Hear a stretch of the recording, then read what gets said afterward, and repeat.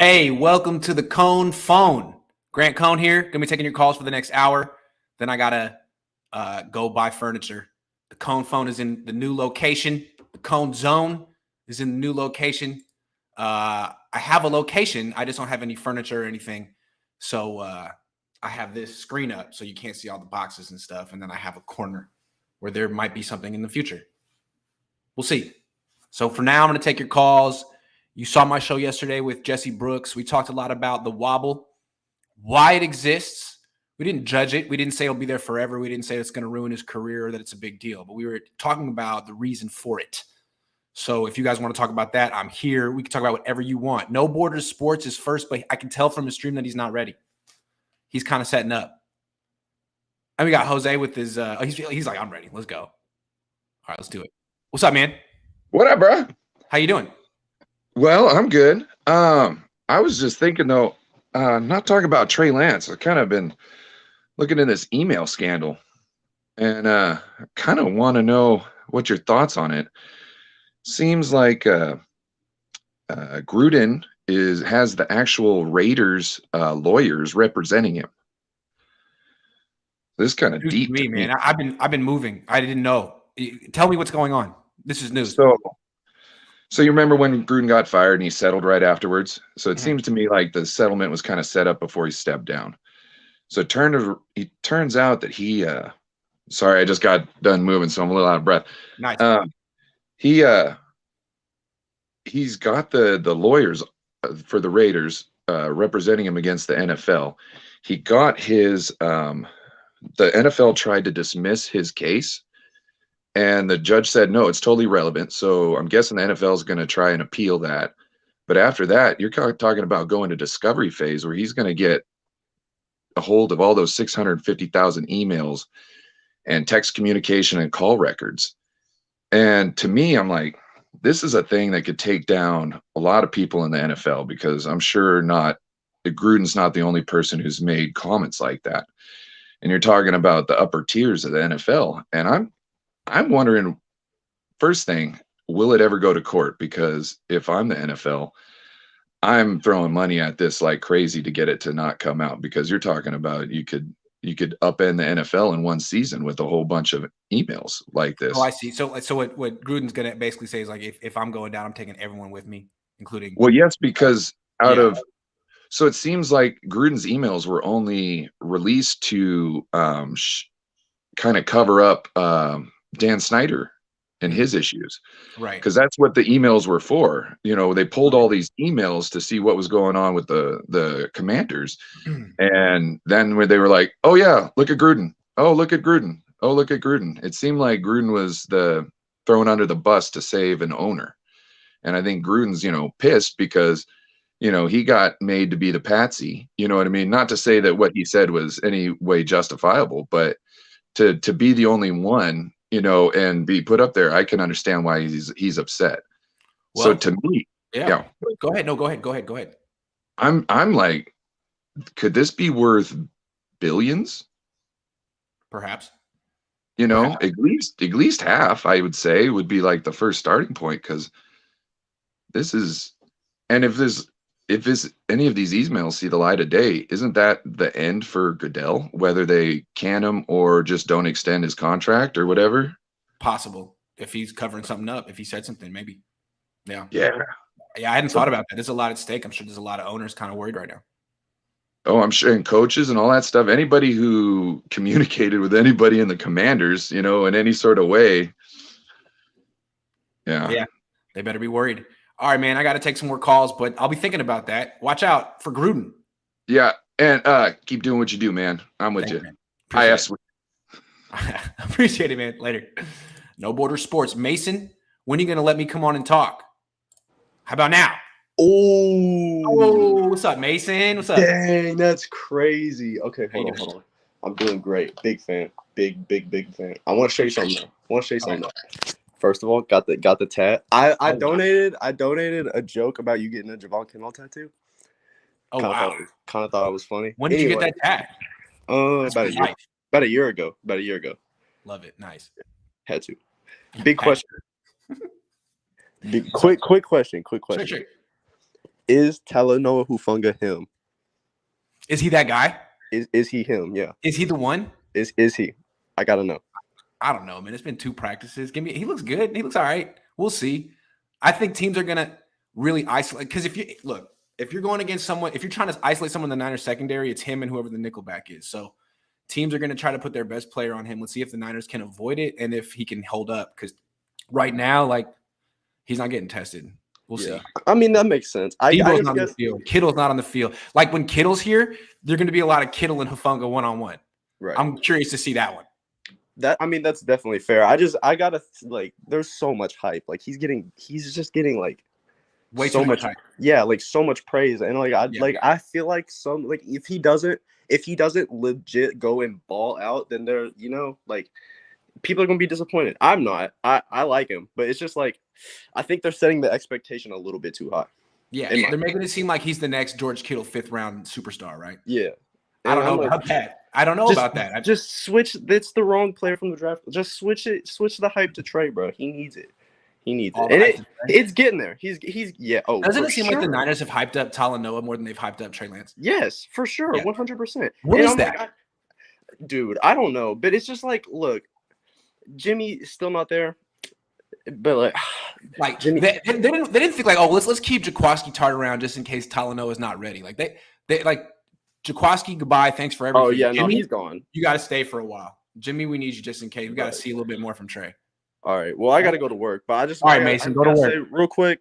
Yeah. I hope we get rid of Jimmy like today, like yesterday. Like, today would be a great day to get rid of Jimmy. Wouldn't it? Today, for sure. All right. Today is the day. All right, Mason, have a good day at work. Peace. La, what's up? What's up? How you doing, man? Thanks for calling in. So, I got to know, because I know you don't support a lot of players. Like, you don't, like, praise them as much.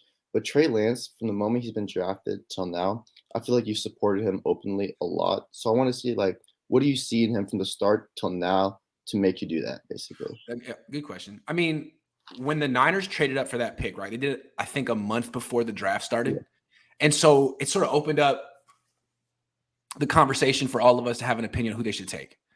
And by the end of it, I was saying they should take Trey Lance. So I was happy that they agreed.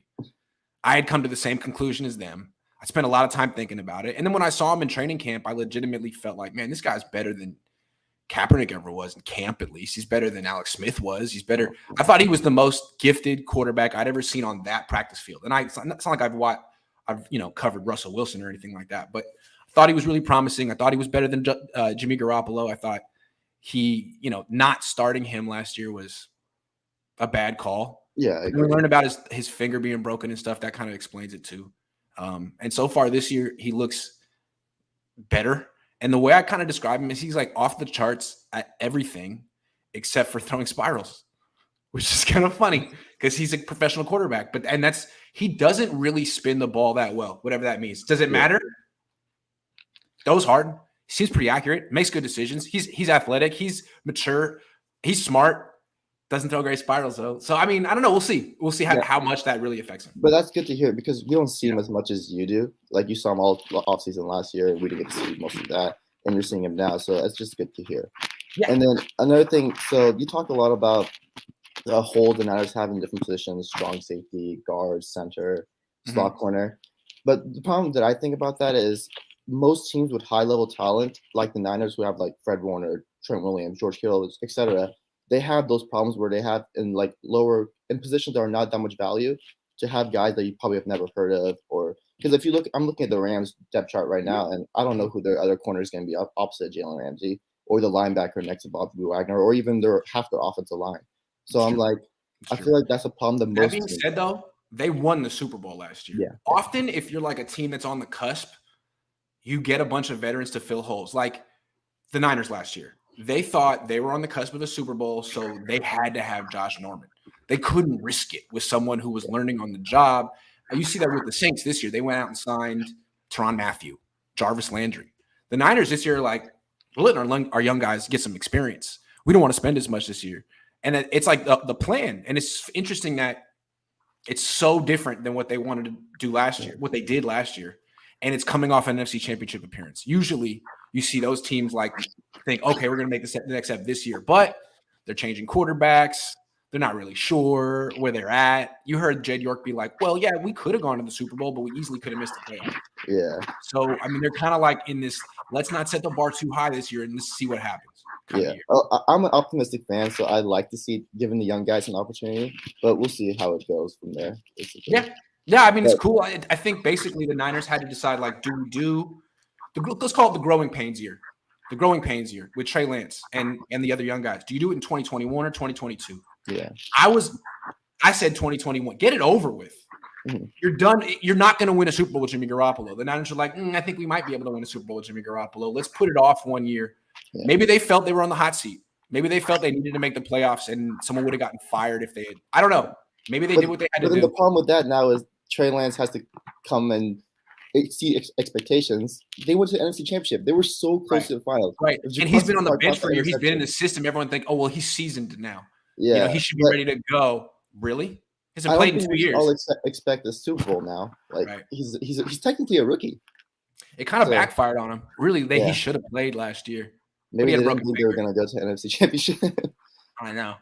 Well, they were 3-5 at one point. Yeah. Deebo Samuel just went crazy. He went beast mode. All right, Lob. Thanks for calling in. You. I want to say I'm a big fan, and I really enjoy watching him. Hey, thanks for calling in. Is it your first time? Second time. I did a year ago. Second time. My bad. Yeah. You did a good job. Where are you calling from? Roseville, California. By South. All right. For sure. All right, man. Have a good one. Roseville. Later. All right. Jedi. What's up? You just got to – there you go. Okay, yeah. First of all, I want to give you a compliment, bro. How you handled yourself with all that stuff, I want compliments. You did remarkable. I'm proud of you. You did awesome. That's what you say. Yeah. I agree with everything you just said, man. They went with the plan of we're gonna try to ride Jimmy Garoppolo. I don't know why. We're gonna ride Jimmy Garoppolo to a Super Bowl. That was their mind. If they thought they could win a Super Bowl with Jimmy, then why'd they trade for Trey? Why'd they trade for Trey? I didn't understand that. Never made sense. Grant, I don't understand half the things this franchise does sometimes. And it bites them. It comes back and bites them. Like you just said, we spent the year with Jimmy, could have been spending with Trey. If Trey Lance had the Jalen Hurts year, okay, with what they did in Philly, that's remarkable. Look what Philly did. They went all in. They said, okay, Jalen got to it, and they backrolled draft picks just in case you don't work out. We got a blueprint to trade up next year in the draft to get your replacement. Niners could have done that. Lance is at least as good as Jalen Hurts. And then on top of that, because they're not paying for quarterbacks in Philly hardly anything, they went out and got A.J. Brown just in case. Niners could have done that. Could have did that. It was right in front of them. Everything was right in front of them. Yeah.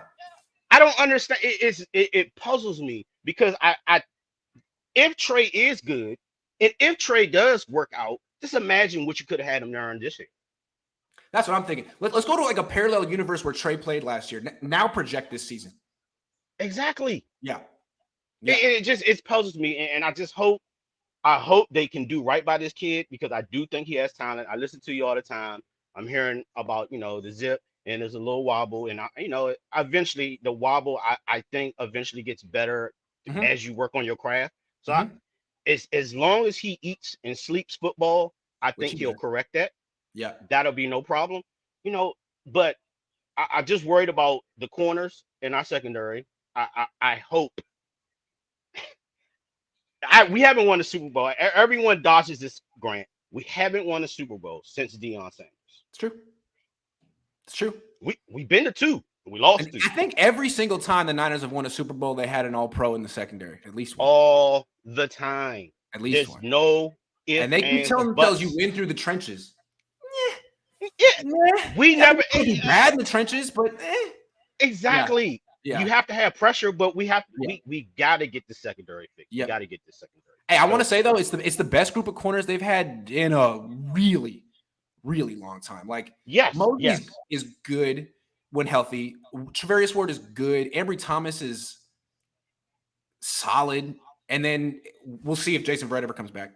if our coaching staff were like the Dolphins, you see our Tampa Bay, how they put their corners together, how they can really draft and then mold into like all pros. I hope they can do that with Womack. I hope Ambry can. I hope they. Now I know D'Amico has looked good, so I'm not gonna misjudge him yet. So hopefully D'Amico can change this secondary into a all pro secondary and get some Pro Bowlers out of these guys. Yeah. But I don't know. A lot of pressure. I mean, it's tough on D'Amico when they don't draft those players high. It's always like, hey, we got this diamond in the rough. Yeah, exactly. And you got to make him a pro. Good appreciate it, man. He's got all the traits, though. It's like, okay, then why didn't he go around fast? Yeah, exactly. Yeah. Dude, I don't know, man. We'll keep trying to lead them to the right direction, and we'll see if they ever follow us, Jedi. Well, I mean, as long as they got you, and I'll always be like in the, you know me. Have you watched the Obi-Wan series? I don't know if you watched the Obi-Wan series. It's pretty cool, but dude, I'm always in the background, man. I appreciate you, man. The Obi-Wan Jedi of the Cohn phone. Good call. Thank you. Later, man, bro. Jose, you're up next. Keep your son cool. It's your son, right? I'm just kidding. I'm tripping. Mo Dollar says, "What is the hullabaloo all about? Trey's throwing motion. I have 20/20 vision and see nothing different. Can you explain in basic English?" I know it looks kind of similar to me too. I don't know. I don't have a problem with throwing motion. I think the wobble comes from how he finishes the throw, not the motion. People are kind of like stuck on how he holds the ball. It's how he finishes the throw or doesn't finish it. Jose, what's up? What's up, Grant? How's it going? Going good, man. How you doing? I'm doing all right. Enjoying this Saturday. Nice. I can tell. Nice. So I just hope I'm not one of the only few people that is kind of worried about how this offseason to a degree has went. You had a chance to discuss or get a clear answer from Alex Mack whether he was going to retire or not, and you didn't address it until you signed Donovan West out of Arizona State as an undrafted free agent. So you're telling me it's between him and Brunskill at center? No. It is Jake Brendel's job to lose, whoever that is. I think he went to Army or Navy. No, he went to UCLA. Oh, he's only 30 years old, man. But still, it's Jake Brendel. Like, he's played 6 snaps the last 3 years. 6. Why is it down to him? That's my issue.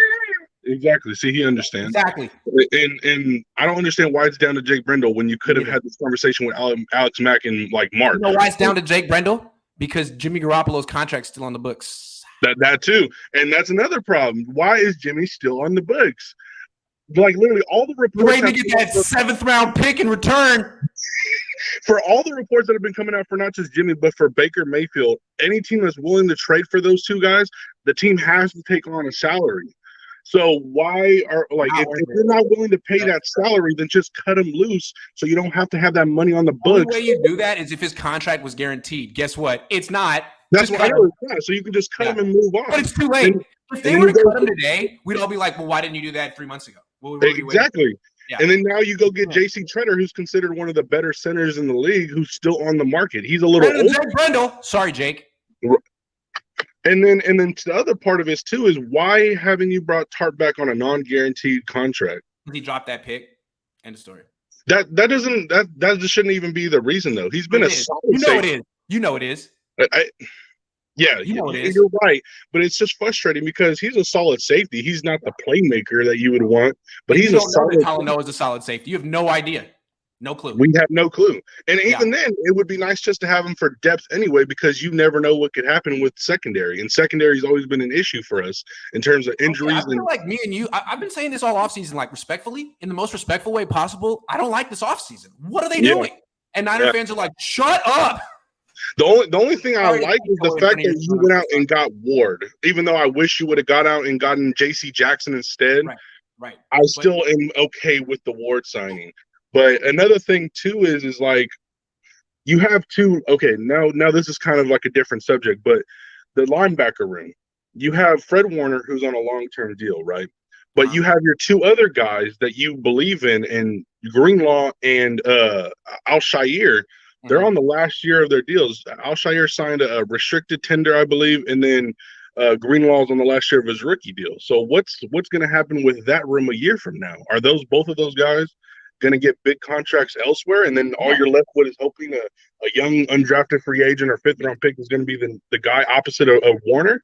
Yes. You were speaking so many facts right now. Everything you're saying, I agree with. I'm like, yep. I mean, maybe it's because your son's there because he's a good influence, but that's exactly what's going to. You think Azeez Al-Shaair is going to be on this team long term? I don't. They're already. I don't either because I think he's going to get priced out. I think he's going to get priced out. Exactly. I think some team like Jacksonville or Cleveland who wants a linebacker is going to give him a bunch of cash because he. Or the Jets, Robert Saleh, bingo. Robert Saleh to the Jets. There you go. Bingo. And CJ Mosley a year from now, the contract could be null and void, and they just cut him and replace him with Al-Shaair. It's just I don't know. There's just certain things, and then obviously as a big fella myself, the offensive line is obviously an overall and worry. Like you lost Tomlinson, Trent Williams is hopefully going to play more than 12 games a year, so you got to also have another contingency plan for the backup left tackle, and then the guard position. I mean.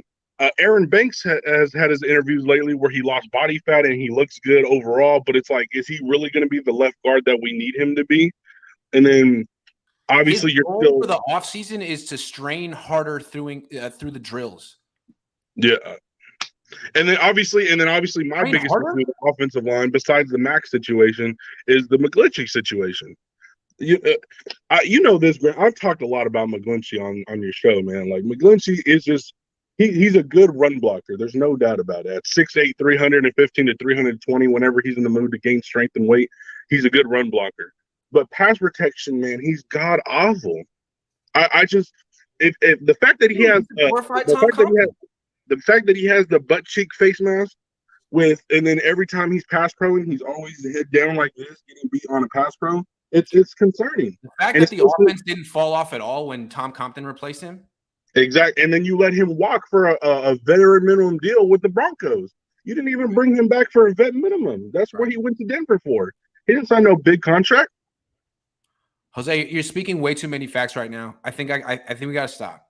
And one more thing I want to bring up. My bad. One more thing. Yeah. Is what is Kyle's decision making with this running back room? Like you have Mitchell, right? Who's the number one guy, right? Yeah. Obviously. But who is going to be your 2 and 3, and maybe even 4 with Jeff Wilson, with Sermon, and that kid they just drafted, Price. Like, and out of those 3 guys, besides Mitchell, what are you going to do with those 3 other guys? Yeah. And how many running backs do you need? Back, right? 5. Yeah. Yeah. Hasty's back too. So what are you going to do with those other guys outside of Mitchell? Are you actually going to give these guys touches and run a true committee? Or are you going to keep swapping these guys in and out every week and not really have a true plan outside of Mitchell? I just don't understand it. You traded up for Sermon and you didn't use him because he didn't have vision. And then now you got Price, who was considered a 5th round pick, even a 6th round in some places, and you got him in the 3rd. I don't know. This running back room is a little outside of Mitchell, obviously. And even then, Mitchell showed that he's a good running back, but how many games are you going to get out of him?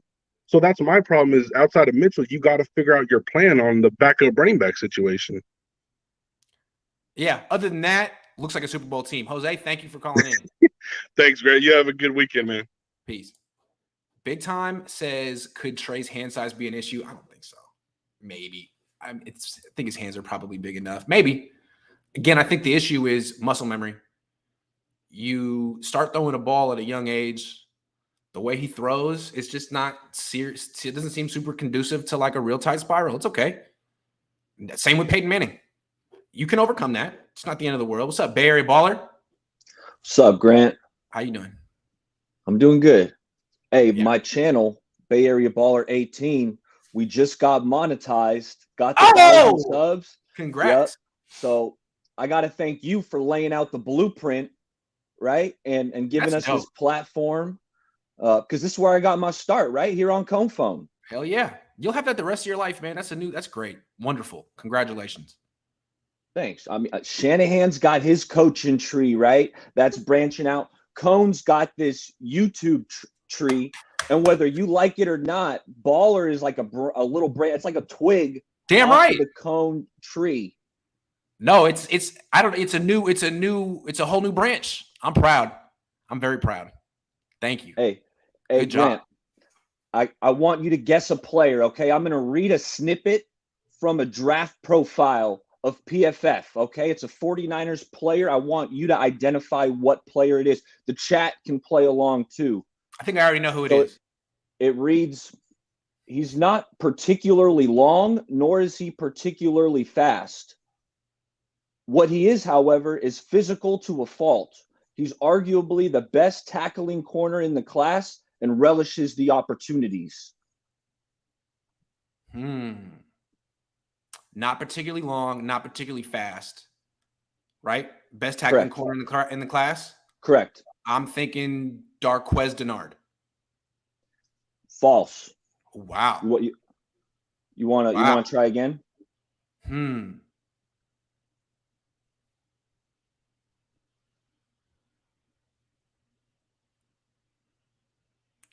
go ahead. You tell me. I'm stumped. Diamador Lenore out of Oregon.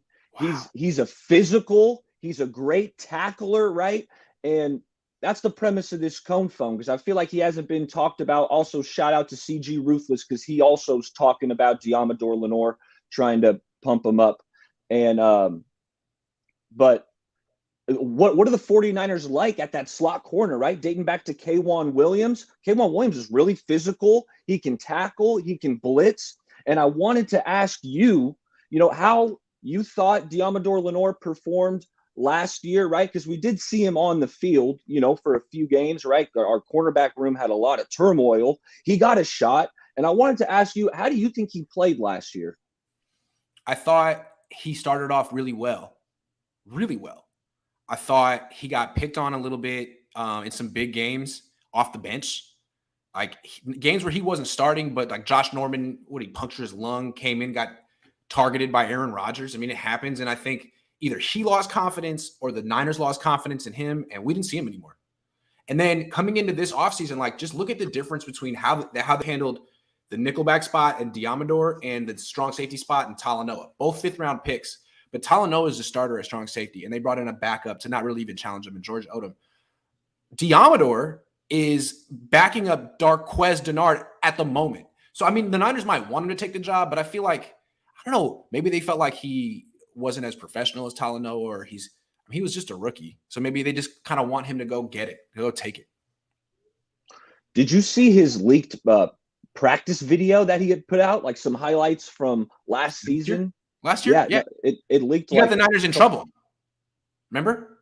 Because he had like. Well, this was like a month or two ago. It was more recently. Oh, really? Okay, last year. Demo leaked out some footage of him like locking up like Marquise Lee and Travis Benjamin and that Stanford cat who got all the players who left, the wide receivers who left. Demo showed him locking them up, and he looked good. So I'm trying to figure out, has he been playing in the slot in OTAs? Yes, he's been playing both in the slot and outside. It's like a four-way competition between Dennard, Lenore, Womack, and Quantrez Knight. And Lenore certainly could win this competition. What does it say that he's not starting yet, and they spent a fifth-round pick on a nickelback again the year after? Like, I mean, are we sure he did something behind the scenes that made them back though? He did something behind the scenes that made them question their lose confidence in him. Doesn't mean he can't regain their confidence. But they're not treating him the same way they treat Talanoa, and I don't get it because they really liked Diamador Lenore at first last year, and then all of a sudden it was over. I don't get it. Hey, I liked Demo. I thought when he was playing out there, I thought he was solid. And actually, when we went to Thomas at first, I was like, I don't know. I want Demo out there. But Ambry ended up playing pretty well. But I still like Demo, and I think he can be a contender for this slot role. And let me know when you're at practices how he's looking. Because look, he killed it in camp last year. If it's a camp competition, he did well in preseason too. So maybe he can regain it. I mean, Ambry Thomas really struggled last year, gained some confidence, and was fine. So maybe he just needs to get his confidence back. Maybe he has it. Yeah. All right, and Matthew in the chat asked me, he said, Ray McLeod, your hot take for breakout on offense. Defensively, Matthew, it's Kevin Givens. Kevin Givens, my breakout guy. And that's a real dark horse because he's got like 1 sack in 3 years. So this is a Kevin deep Givens sleeper. That's what I'm saying. I know me and you both really like Givens. And hey, Grant, I'm going to put out a Talanoa Hufanga highlight reel off his start against the Bears. Right? I think it was his first start, played 100% of the snaps. So I'm cutting that up. Look for that on my channel. All right, Grant, catch you later. Peace. Jaden, what's up, man? What's up, Grant? How you doing? See you. Good, man. How you doing? I'm doing pretty good. I heard you got a new house in Oakland. I do. Thank you, man. Nice. I'm in San Pablo, so I'm not too far. Oh, nice. That's what's up. Cool. Okay, so I got about 4 topics if I can cover my will. I got a theory why we didn't start Trey Lance last year, and I think it makes a lot of sense. So in the preseason against the Raiders, he broke his finger, right? Mm-hmm. And then week 1, they played him. They did give him snaps week 1. Mm-hmm. Week 2, I'm pretty sure they also gave him snaps. After week 2, they only gave him snaps if it was like needed, if Jimmy G was injured type stuff. I think the reason why they did that is because they did not want to aggravate his finger anymore, obviously, because you can't throw without your index finger. Yeah, you really can't. So I've been doing a lot of research on how to throw spirals because it's the topic, and everything is like your last point in contact has to be the inside part of your index finger. yeah. He said he had to relearn to throw last year so that the last point in contact was his middle finger. That's not ideal. That's not what you want to do. All I'm saying is I'm blind and I can throw a spiral pretty consistently. Wow. So Trey Lance, I know that you hurt your finger and you had to relearn to throw, but you've thrown with your index finger your whole life. So, get back on top of it. But I think the reason, this is going into my other topic, I think the reason why he got his finger injured is because the people we had on our O-line in the preseason were all question marks. And they were the future of the O-line. And it's still a question mark, the whole O-line. Mm-hmm. So then I don't know what the Niners are planning to do at O-line. I really don't. Me neither. I feel like there's no plan there. There is no plan there. The whole attitude this year is like, we'll figure it out. Yeah, exactly. It's no problem. It's the same thing with the running back core too. Yeah. That's my third topic, is that the running back room, for one, is already, in my opinion, it does not look good. The names we have on there is like, oh no. I feel like Trey Lance is probably going to carry the running game this year. Elijah Mitchell will probably be like the second highest rushing yards, but I don't think our running game is going to be that good this year. Well, we'll see. A lot of pressure on Ty Davis-Price and Trey Sermon. Oh yeah, a lot. Yeah, it's going to be a lot more power scheme, right? It's going to be a lot of shotgun between the tackles. Okay. Yeah, that's unfortunate. That's Sermon's game. That's Ty Davis-Price's game. That's not Mitchell's game. We'll see how they use him. Mm-hmm. What veterans are on the free agency for running backs? I don't know, man. I think they're stacked at running back at this point. Not stacked, but they have numbers. They have way more. They still have Jeff Wilson. I like Jeff Wilson Jr. He's good. I like Jeff Wilson Jr. He had 10 touchdowns in 2020. I think he led the team in touchdowns. He's a good player when healthy, so we'll see. I like him and Jermichael Hasty. But I like Hasty too. Yeah, Hasty's explosive when he doesn't fumble. Yeah, exactly. I was about to say he doesn't hold on to the ball particularly well. Jaden, what's your last point? I got to take another call. Okay, my last point is Jimmy G needs to get out of here. I have no idea why he's still here. I'm glad you said that, because that isn't said enough. Say it from that. Go to the mountaintops today and belt it. Okay. Yodel it from the. You have to yell it in the locker room too, though. Exactly. All right, Jaden, great call. Thanks for calling in. Peace, bye-bye. man. Voice ad agency, man. How you doing? What up, Grant? Thanks for waiting. Sorry to keep you waiting. Oh, no problem, man. Just letting you know that I had to definitely get on this show because I got that fresh haircut. Look, just now. Shout out to Smooth Cuts. Dope. Shout out to Smooth Cuts and Rob here in Melbourne, Florida. Hey, nice. Looking nice. Looking real nice. So, Grant, I got to call you out again. Oh, okay. Got to call you out. I think you've misplayed this whole situation. You haven't played your card right. What situation? Javon Kinlaw. How? Okay. So you bring Javon Kinlaw on the show.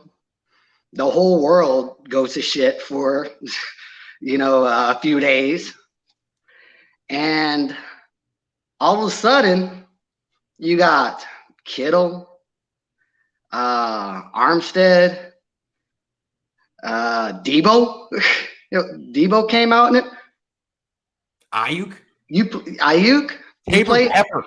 The long snapper. The long snapper.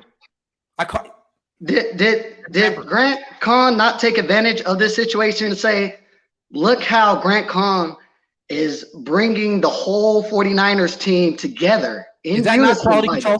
Is that not quality control? Bringing them out together. You know, I get it. You got a lot of things going on. You need me on your PR team. You're right. You know? It's true. I did the 49ers a service. Exactly. Is Shanahan bringing the team together like this? No. I bring the team together. That's right. They rallied together to unite in their hate for me. That's a powerful thing. That's a powerful thing. I appreciate you doing this. Thank you. And you know what? That's why I did it. Because secretly I want the 49ers to come together and be. See, I knew what you were doing. But I get it. If you come out and say it, you know what I mean? It just doesn't hit the same. So I got to come on and say it for you. Quality control is a thankless job. But when you're good at it, it's 4D chess. I appreciate you seeing what I'm doing. Thank you. You're welcome. Right. So just keeping on, and I know we're not going to try and beat a dead horse, but with I want to keep on to the Kinlaw subject, because here's the thing that I appreciate him as a fan. Mm-hmm. What I kind of felt from the situation is that this means a lot more to him. It's not about money. It's not about like him being out, and he seems like a very simple person. Yep. It seems like not much really in life gets to him, but football is his life, and not having that these couple of seasons, or not being able to play up to his potential, seems like it's affected him.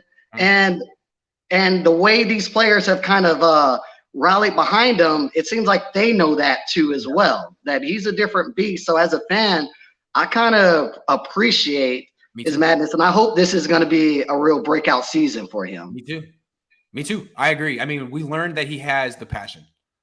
Sure. The work, the drive, the passion. Now he just needs his knee to cooperate with him. Yeah, because I mean, I look at it, I always reference, because I'm more basketball, so I always reference it from a basketball standpoint. But I look at Zion that plays for the Pelicans, who's been injured, and anytime the cameras show him, he just looks happy as a clown. He's like, I'm getting paid. It don't matter to me, and I'm not trying to classify Kinlaw in this way, but I go say like Kobe Bryant. If Kobe Bryant was in that same situation, he would be ripping locker rooms apart if he could not get on the basketball court. Right. And it seems like Kinlaw has that same aspect that, and since as far as that his body is failing him and he can't be out there, it is killing him inside.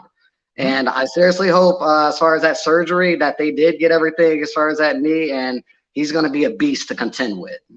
Yeah, he just needs to stay on the field consistently so he can improve. He's got all the skill. He needs just time to practice. We'll see if he gets it. Yeah. It's not up to him. That's probably what's so upsetting, is like it's out of his control. Yeah, definitely. Athletes always talk about things they can control. This is not something he can control. Mm-hmm.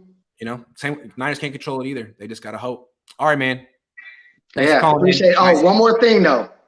One more thing. We got to figure out the Atlanta thing. Remember the college game day in Atlanta? Right. I don't think it can be Omni at the Battery, because they must be fans of the show. Because as soon as the schedule came out, their prices skyrocketed. But we got a lot of time. But definitely college game day. Yeah, yes, that'll sir. be fun. All right, man. Take care. Peace. What's up, man? You there? Hey, what's How you up, doing, man? Grant? What's up? How you doing? Good. First time on here. Good to meet you. Where you calling from? I'm from Yosemite.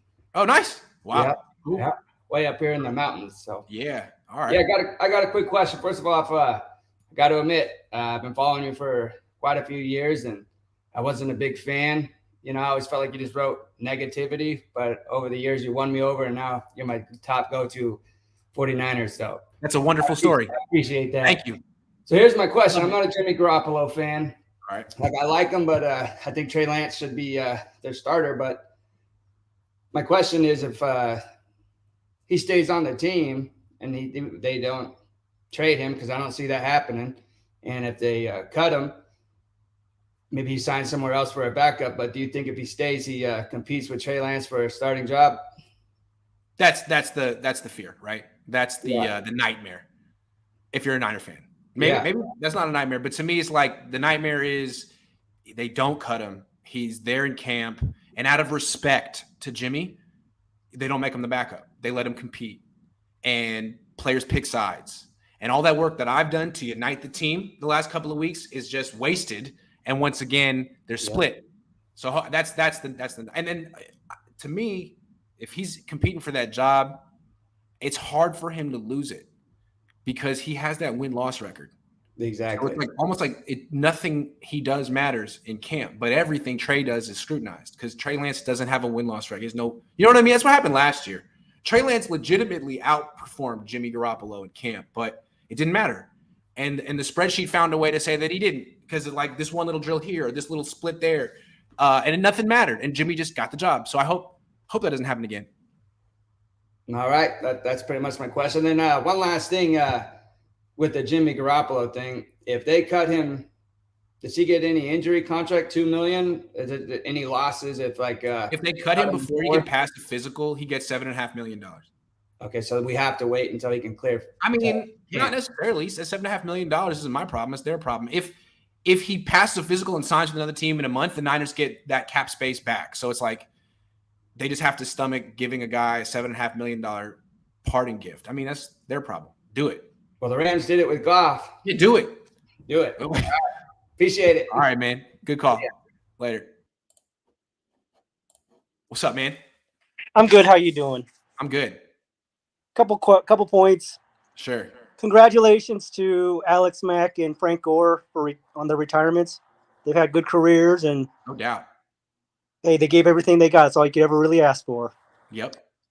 On the Alex Mack retirement, who do you see actually being the full-time center? Is it someone who's on the roster already, or are they going to have to get someone like a J.C. Treader type? They should get J.C. Treader. They don't have cap space for J.C. Treader. I mean, it seems right now like they're going to give Jake Brendel a real hard, long look just to see. I don't know, man. You got me. I'm very confused about the whole plan at center. It doesn't make sense to me. Yeah. To me, Mack looked done after that championship game. You could kind of tell on his face that he was worn out, tired, and didn't want to, collide with any more 315-pound fellow human beings. I mean, how much more do you really want to do after 13 seasons? Yeah, man, he's entitled. Enough. He just got married. Why is he going to do it again? Exactly. To me, when they said, "Oh, we have a plan with Alex," I'm like, I don't see it unless you have some hand waving here and some voodoo here. It almost feels like the Niners thought they could talk him into playing one more year. They're like, "Hey, man, you signed a 3-year contract. It's not really cool to leave us. Like, we were planning on having you." And he's like, "I'm retiring. Sorry." Like, what? I don't know. Because I would think if they saw this coming, they would have drafted a center at some point. Yeah, that's what I was thinking too. I don't see how you don't. I think the main problem is how many starting centers can we really name in the NFL? I can only name like maybe 2 or 3. So that's the problem. But last time I checked, when Kyle's dad was in charge of the Broncos, didn't he have an elite center in Tom Nalen for all those seasons before he retired? I believe you're right. I mean, I think. And when Kyle went to the Super Bowl the first time, didn't he have Alex Mack? Didn't he make a big point of giving all that money to Weston Richburg? And didn't he say how important a center is in his offense? Didn't he say that? Didn't those words come out of his mouth? Oh, it's so important. Not only to make the line calls, but it's really hard and rare to find a center who can do a reach block, who can reach a nose. I mean, it's really – what about all that? And now it's like, oh, well, have you seen Jake Brendel play? No, we haven't seen Jake Brendel play. He's played 6 snaps the last 3 years, Kyle. He was on your practice squad last year, and the rest of the league was like, you can keep him. You can keep him. That's what I was kind of wondering. He was on the practice squad, and no one put a claim in for him. And I was like. And then Denard, the starting nickelback, he was on the Colts practice squad, and the Colts were like, you know what? We don't even want you on our practice squad. You're out. We don't even want you in our practice squad, Darquez. Nothing against him, but he's a 30-year-old DB. Now the Niners are like, you're our starter. We love your professionalism. Like, what? He's going to cover Cooper Kupp, huh? Okay, we'll see how that goes. Yep. Interesting camp battle question. Who do you see opposite of Bosa starting out?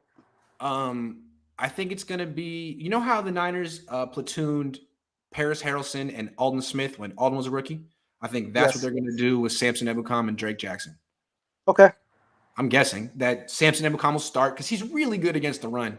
And then when it's second and long, third down, 2-minute drills, Drake Jackson. Okay. And that's kind of what I thought too. So, and it's June 4th and Jimmy's still on the roster, as you would say.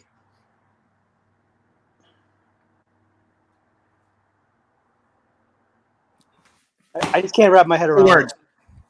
No words. Hey, good call, man. Good to see you. Thank you, sir. All right. Peace. All right, we got Coach, Aaron, and Joey. Aaron, Joey, hang tight. I'm getting to you guys.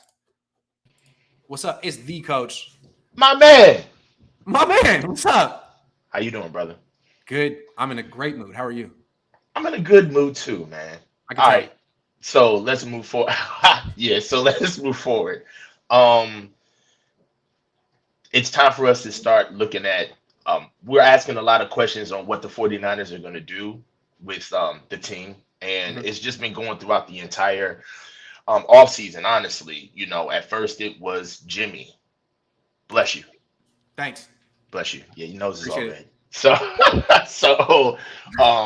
at first it was Jimmy, then it was what are we going to do about the DB situation? What are we going to do about safety? Then it was how are we going to re-sign all of these guys leaving? Then it was Debo. It's been a really rocky offseason, and I feel like we're kind of holding our squad to too high of a standard in what we expect to get out of them this year. I got them winning 9 games this year. Me too. And I when I said that, I was kind of being generous. I'm like, I don't want to predict a losing season. That's just mean. I only went 9 because the NFC is down. Exactly. But the schedule isn't. The schedule's tough.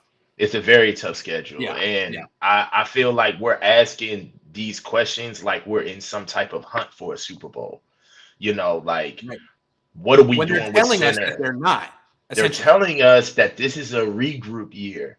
I feel yes. And I feel like you couldn't regroup with so many guys on contract years that I feel like this year should have happened last year, but we got a reprieve with the cap.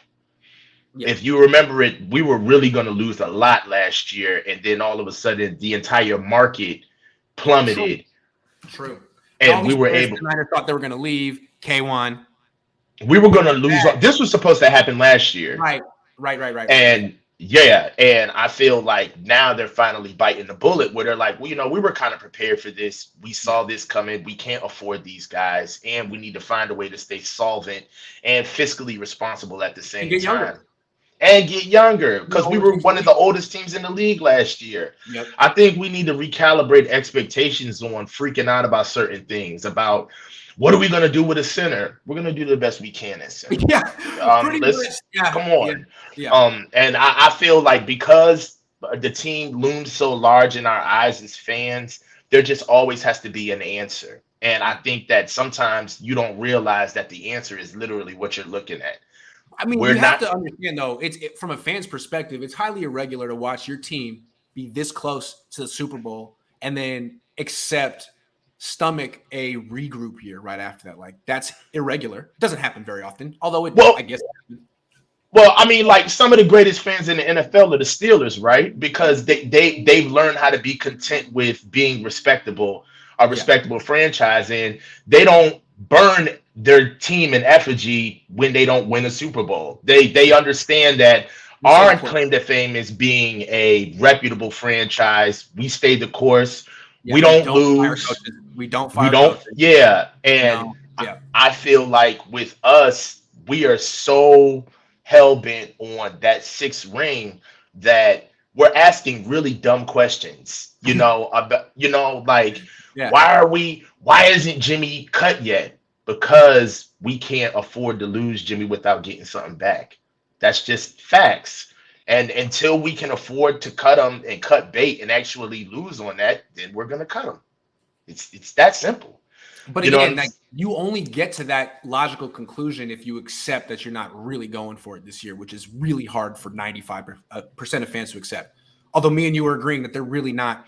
I mean, think about it this way. Think about it this way, Iggy. We got a rookie quarterback, all right, who's played 2 games in 24 months. All right. 80% of the offensive line is a question mark.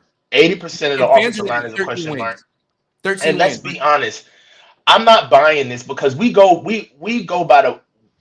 this really like transient, flow on what we do with our team. Like on one point now, the DBs is the strong. That's like the thing that I'm hearing across the YouTube world. Our DBs are strong now. All of a sudden, our DBs are strong. Oh man, look what we did at running back. Oh my God, we're so deep at wide receiver. And the truth of the matter is that we got really good pieces, but we crowdsourced. But we went out and got enough bodies to see if we can make a unit. Yeah. That's not so. Don't look at these guys as individual pieces. There's only 4 of them that can get on the field, guys. Yeah. All right. So deep at nickelback. We don't have a starter. We have 4 backups. Yeah, but who's the starter? Yeah. We're so deep at receiver. Who's the starter? We don't even have one of them in the building. It's true. So I'm not here to paint a doomsday situation. But what I am here to say is like, be a little bit pragmatic, man. Like, we went to the Super Bowl. We had a down year in the pandemic, which everybody got hurt. And then the very next year, we went to the NFC Championship. It's time to take a break this season. It's time to regroup and get things back together. That's what it is. And we're getting our quarterback together. They could go pretty far with Jimmy Garoppolo. Not far enough. Not far enough. Enough. They should have figured it out a few years ago, but now they figured it out enough. Yeah, and they know they can't get far with them. And what sucks is with everybody's done it before, you have a goal, you have something that you need to do, and you get to the 5-yard line and you have to start all over again because you know that you need those other 5 yards. So you got to backtrack. That's what we're doing. It sucks, but it's going to be a bumpy ride. Here's to the marathon, though. Thanks for having me, man. Great call, Coach. That was really nice. Nicely done. Appreciate Thank you, man. All right, man. Scotty Martinez says, who do you see winning the RB1 competition? I mean, Mitchell, man. Mitchell's one of the better running backs in the league. Sermon's not taking his spot. We'll see. Aaron, man, it's been a long time.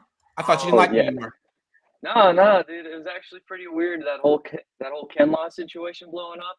I started seeing you on other shows I watched, and I was like, I remember that guy. No, I've been trying to keep up with you guys, especially with the Kinlaw thing. I've checked videos here and there. I was just coming on because OTAs came up, and I did have some questions. And I thought I'd reach out to my favorite Niners reporter about it, Sure. So I just wanted to ask, from what you've seen so far in OTAs, how would you rank the cornerbacks from worst to best? Like, who's shown up? I know they can't do a whole lot, but because that was our biggest weakness last year, in my opinion, on defense. Man, it's been 2 practices. Travarius Ward only did 1 of them. But so far, I would say probably Ward's the best, Mosley second best, Ambry's third. And after that, I don't think it really matters. I'll have to see more from Diamador and Womack. Neither one's made a play yet. Womack's gotten beat a few times. So I guess Lenore and then Womack, I guess. Right now? Yeah. No, I'm excited about Ward as a cornerback. I don't know. I feel like he's, like you said, he's been really good, but I think he'll I don't know. I'm he intrigued could be our number 1 because he's a very aggressive man-to-man press coverage corner. And in 2020, he got called for a lot of penalties. In 2021, he had a great year. So maybe he figured something out. Maybe he learned. If that's the one they're getting, they're good. 2021 Burton. Oh, yeah. The other one I had was, since Devo's not there, which receivers look the best? Ray. So far. Ray. Not even close. Like, he looks better than Ayuk in practice right now. Ayuk's doing nothing. I mean, not nothing. He's just kind of like not producing the way I would expect him to. Not catching a lot of passes. Ray is. Yeah. Ray is getting like 6-7 targets an afternoon. So. Yeah. And he's making really aggressive. They really coach wide receivers well in Pittsburgh, man. He catches the ball away from his frame. He has a lot of urgency on every rep. He competes every play. He's good. I don't know. I mean, I'm not saying he's a starter, but he looks good. I was intrigued by him as well because I thought he might be like a replacement since Devo doesn't want to do all that running back stuff anymore. I thought so far he's been a whole lot. I don't know about so far. He looks like a wide receiver to me, and he looks like a better one than Juwan Jennings. Put it that way. Mr. Third Down himself. And then I had 2 questions about like 2 depth players we had that I was kind of intrigued by. I was wondering how Kamiko Toure looked because I saw him as our Arden Key replacement. Let me get back to you on him. I haven't seen much of him yet. The first one they just did 7-on-7s. So let me get back to you on him. I want to. Yeah, we'll see. We'll see. Yeah, no, he's when I saw him sign him and whatnot, from what I know, because this week is minicamp, so they're gonna have 2 or 3 practices. So I'll let you know. Yeah, I think he'll be our Arden Key replacement if he makes the team. Okay. And then I was going to ask about the player I've been high on for a year since we've signed him, which was Mo Hurst, if he did anything. Oh, I haven't seen him back yet. I'm not sure if he's ready yet. But I'll keep my eyes on him. I know you like him. Yeah. I don't know why. He's good. He just gets hurt. He's been hurt. Yeah. That's just the Niners in a nutshell. Just they get hurt. Hey, man, good to see you. Yeah, good to see you too, man. All right, take care. Joey, you're up next. Real quick, Noah says, once Matt Ryan got traded for a third, Niners should have cut bait on Jimmy. Thank you. I agree. They were living in fantasy land. They should have known it right there. Joey, what's up, man? Oh, Grant, can you hear me? Yeah, absolutely. All right. Yeah, I can't really hear you. Hold on. Let me fix my settings. I think it's the mic. Sure. Go ahead. Are you able to hear me, though? Yeah, I can hear you. You can go ahead. All right, cool. So let me say my piece because there's really not much to say. First of all, I got to commend you on the way you handled that whole Kinlaw situation.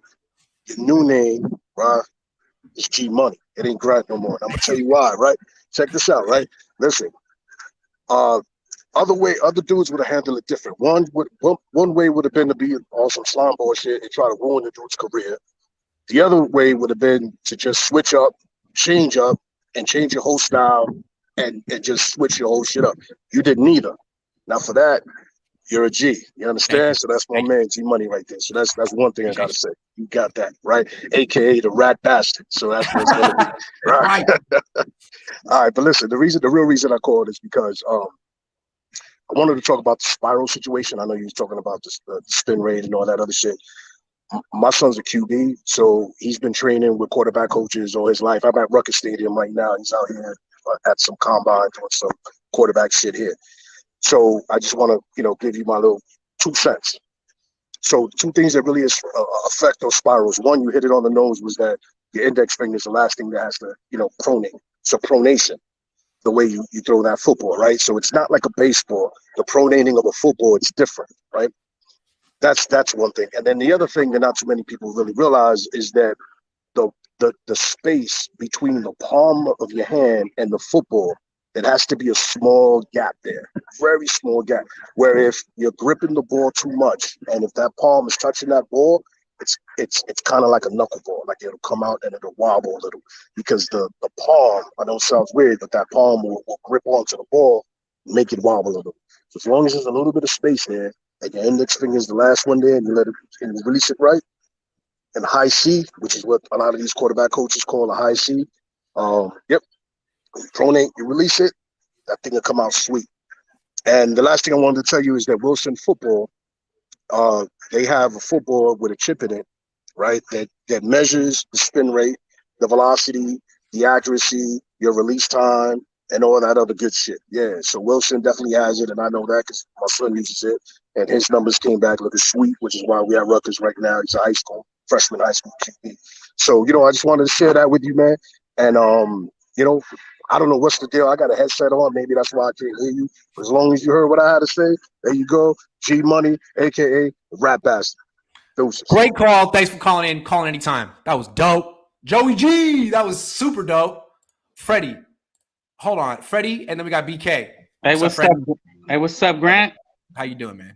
I'm okay, man. I know you probably don't want – I want to talk about it, man, because it was entertaining as hell.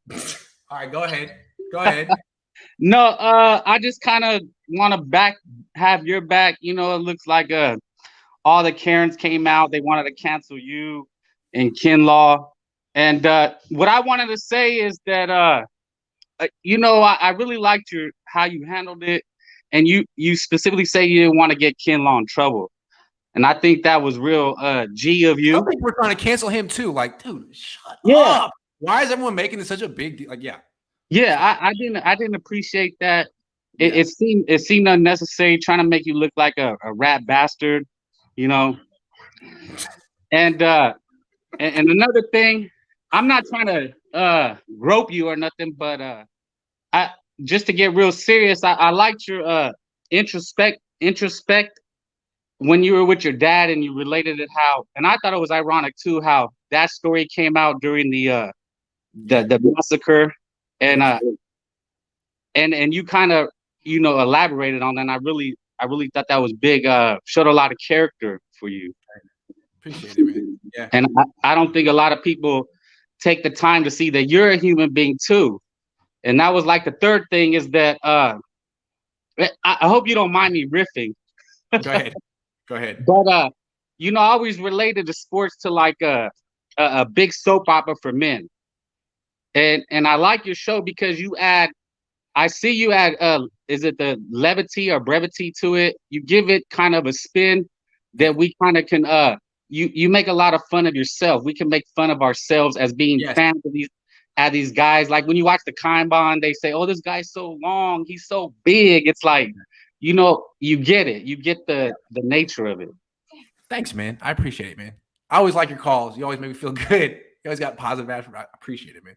Well, yeah, but that's what I also just one last thing is growing up, as fans, when I seen a player, I lived in the Bay, so I seen players. I've never gone up to a player.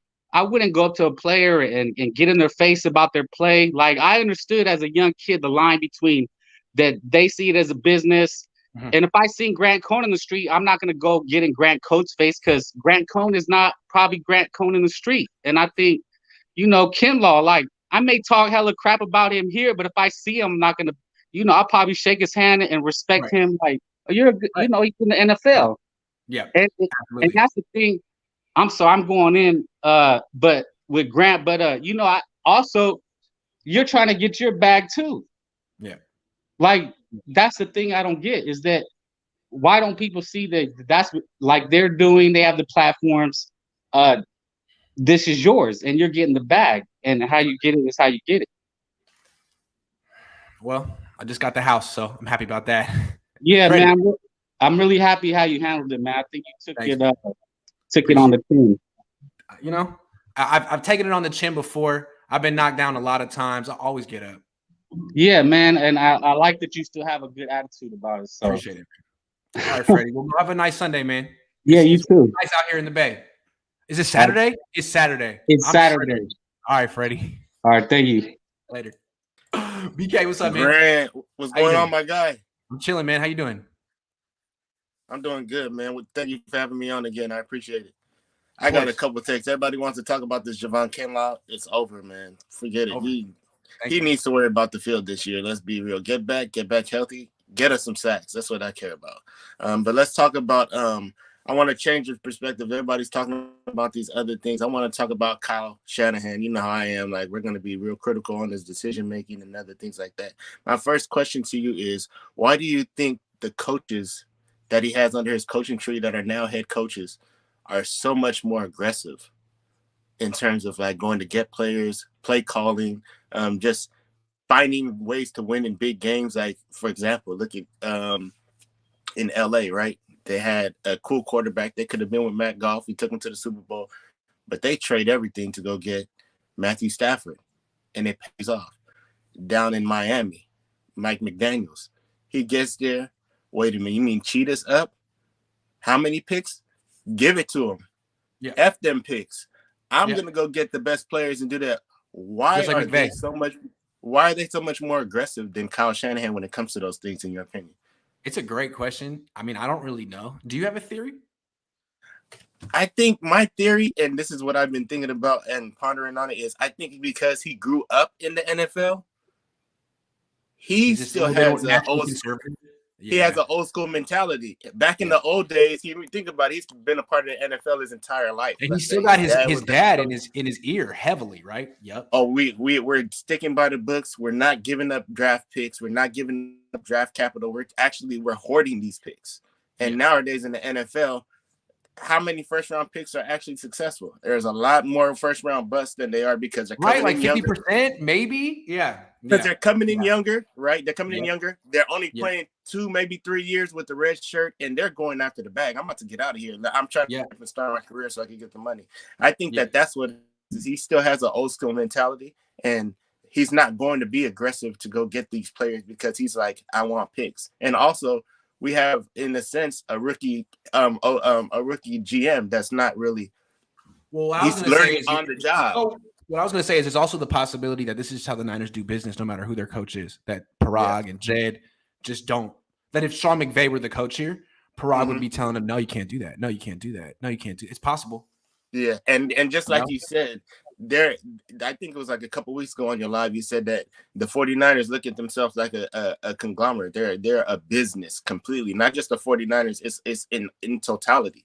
They have other businesses that they're really more concerned about at times than the 49ers, when this should be your bread and butter. If this is successful, everything else is going to be successful because the money is going to be rolling in.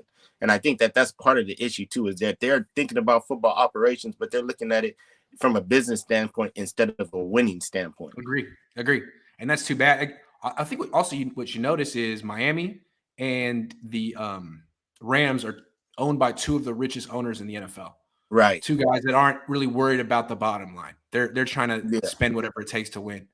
But they also understand that if you win a Lombardi, which we have 5 of them, they should know that by now, that if you win, especially in this era, you're going to get money. You're going to be able to start to essentially printing your own money. Why? Because you're going to get endorsements. You're going to get more TV sales. You're going to get TV revenue. More fans. And then people are actually going to go to Santa Clara, and we might be the Santa Clara 49ers, as you like to call it. What the Rams did by winning the Super Bowl is they created a new generation of Rams fans. Like, think about the 8-year-old that watched that, the 6-year-old that watched that. Kind of like how when I was a kid, Warrior fans were kind of a niche group. There weren't that many. We weren't Warrior fans in the 90s. People rooted for the Lakers up here. People rooted for the Kings up here. All of a sudden, they draft Steph Curry. They start going to the playoffs. Now there's a fan base. So it's going to be how those games are Niner home games? Maybe not in 5 years. Exactly. Yeah.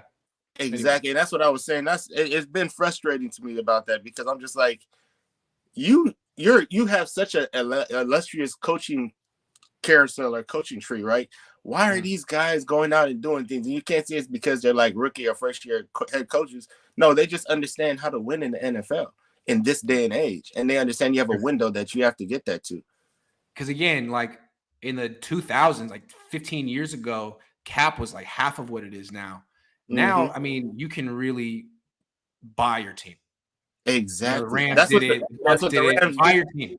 Yeah. And they went back out and got aggressive. I mean, they went to a Super Bowl and they're like, oh, we can't win with this guy, and really traded Jared Goff for Matthew Stafford.